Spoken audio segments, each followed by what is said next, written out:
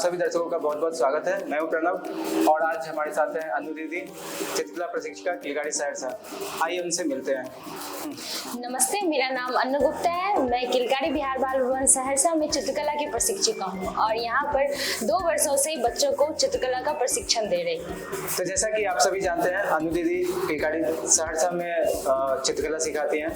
तो चित्रकला के प्रशिक्षण में आने से पूर्व की इनकी पूरी जर्नी कैसी रही, यात्रा कैसा रहा, क्या अनुभव है और कैसा क्वालिफिकेशन रहा, क्या एजुकेशन की यात्रा रही, को जानने का हम लोग काम करते हैं। तो अनु दीदी, आप प्लीज़ हमारे दर्शकों को ये बताइए कि शुरुआत की पढ़ाई लिखाई कहाँ से हुई और किस विषय में हुई, और फिर आगे चल के आप कला के क्षेत्र में किस प्रकार से आए, वो क्या चीज़ें थी जो आपको प्रेरित की, इसके बारे में हमारे दर्शकों को बताएं।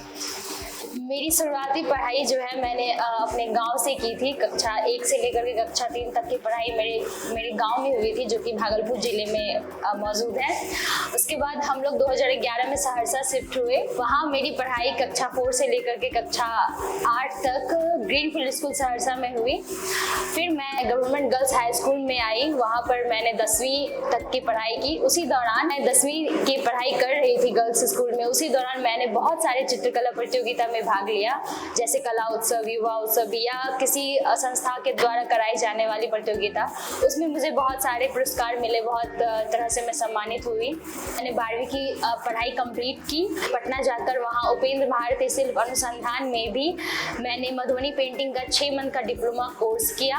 और मैं अपने सहरसा में भी मेरी मैम मीनाक्षी दास से मैंने बहुत सारे तरह की पेंटिंग सीखी, जैसे कि स्केचिंग करना, कलर पेंसिल के बारे में जानकारी, वाटर कलर क्या होता है, एक्रेलिक कलर क्या होता है, ऑयल कलर क्या होता है, इन सब की बारीकियों को मैंने जाना।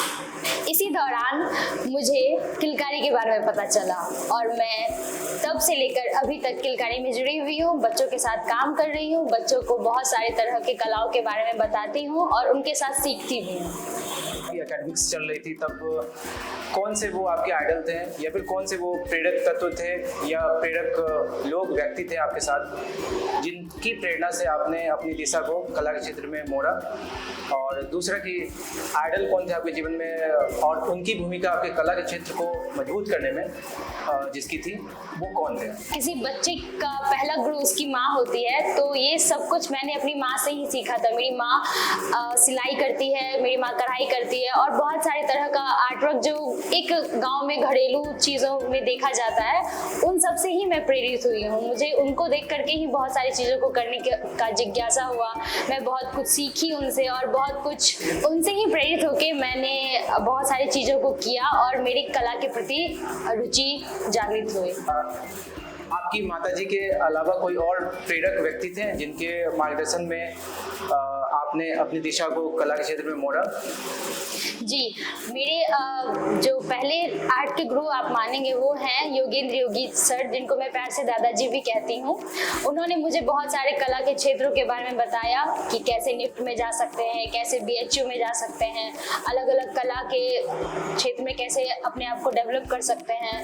उसके बाद जो कुछ भी मैंने सीखा है वो मेरी दूसरी गुरु थी मीनाक्षी दीदी, उनके थ्रू मैंने सीखा है। वो कोई ऐसा फेज जहाँ पे आपको बिल्कुल लगा हो कि आपकी दिशा कला के क्षेत्र में ही है, ये कैसे कोई पता करे? अगर कोई देख रहा हो दर्शक या कोई बच्चे जिसकी रुचि कला के क्षेत्र में, चाहे वो किसी भी कला या फिर किसी भी प्रकार के विषय के क्षेत्र में उसकी है, तो वो कब उसको समझ में आता है कि वो उस क्षेत्र के लिए बना है या फिर उसमें बहुत अच्छा कर सकता है? तो अगर आप चित्रकला से आगे बढ़ी हैं, तो आपके पीछे आपका वो कौन सा जीवन काल का फेज है जिसमें आपको लगा कि नहीं, बिल्कुल मैं जा सकती हूँ चित्रकला के क्षेत्र में आगे?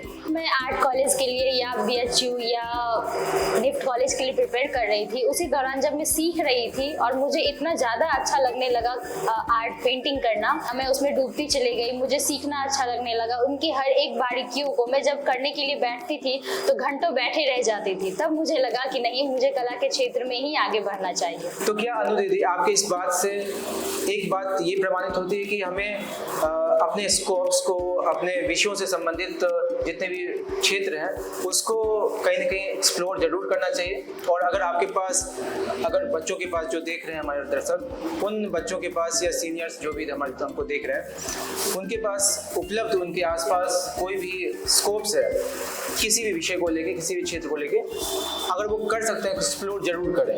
क्या ये प्रमाणित होता है ये बात? जी जी बिल्कुल। हमें हमेशा अपने आसपास की चीज़ों को देख करके सीखना चाहिए कि हम लोग जान सके कि हमारे अंदर क्या है। क्या हम पेंटिंग के अलावा कुछ और भी अच्छा कर सकते हैं? क्या हम पढ़ाई के अलावा कराटे अच्छा कर सकते हैं? पढ़ाई के अलावा डांस हम अच्छा कर सकते हैं? क्या पता कोई बचपन से गुनगुनाता हो और बहुत अच्छा संगीत गा रहा हो, वो गा सकता है वो। इसलिए हमें अलग अलग बहुत सारे विषयों को देखना चाहिए, उसके बारे में जानना चाहिए। हर बच्चे को थोड़ा सा जिज्ञासु जरूर होना चाहिए। इसलिए इसी क्षेत्र में किलकारी बहुत अच्छा काम कर रही है। यहाँ 12-13 तरह के विधाओं का प्रशिक्षण दिया जाता है जिसमें बच्चे सीख रहे हैं और बहुत अच्छा कर रहे हैं। जैसा कि आप सभी जान ही चुके हैं कि अनु दीदी किलकारी से जुड़ी हुई हैं, तो अनु दीदी से मेरा प्रश्न अब शो के अंत में यही होगा कि किलकारी के साथ अनु दीदी का अनुभव, बच्चों के साथ काम करते हुए, और किलकारी को एक संस्थान के तौर पे वो कैसे देखती हैं और बच्चों के लिए इनका संदेश क्या है। जैसे कि मैंने अपने पिछले उत्तर में कहा कि किलकारी एक ऐसी जगह है जहाँ पे बच्चों को एक्सप्लोर करने का मौका मिलता है। तो मैं बताना चाहूँगी कि मैं 2 साल से किलकारी में काम कर रही हूँ और शुरुआती के दौर से लेकर अब तक मैंने ये देखा है यहाँ पर कि यहाँ पे किसी भी चीज़ की पाबंदी नहीं होती है। बच्चे यहाँ जब चाहे आ सकते हैं, जो चाहे सीख सकते हैं, जिस विधा में चाहे वो सीख सकते हैं। प्रशिक्षक के तौर पर मैं आपको बताना चाहूँगी कि यहाँ पर बच्चों के साथ काम करके सिर्फ बच्चों में ही नहीं, हमारे अंदर भी बहुत सारी सकारात्मक बदलाव आते हैं। हम बच्चों को अच्छा जानने लगते हैं, कैसे बच्चे कैसे काम करते हैं, बच्चों की समझ क्या है, ये सब हमारे अंदर विकसित होती है। संस्थान के तौर पे किलकारी ना सिर्फ बच्चों के लिए बल्कि यहाँ पे मौजूद सभी व्यक्तियों के लिए बहुत ही सुंदर प्लेटफॉर्म है। इन्हीं अच्छी बातों के साथ आज का एपिसोड करते हैं यहीं समाप्त। अगले एपिसोड में नए प्रशिक्षक के साथ, नए विषय के साथ फिर से आपसे होंगे मुखातिब। तब तक के लिए धन्यवाद। Thank you.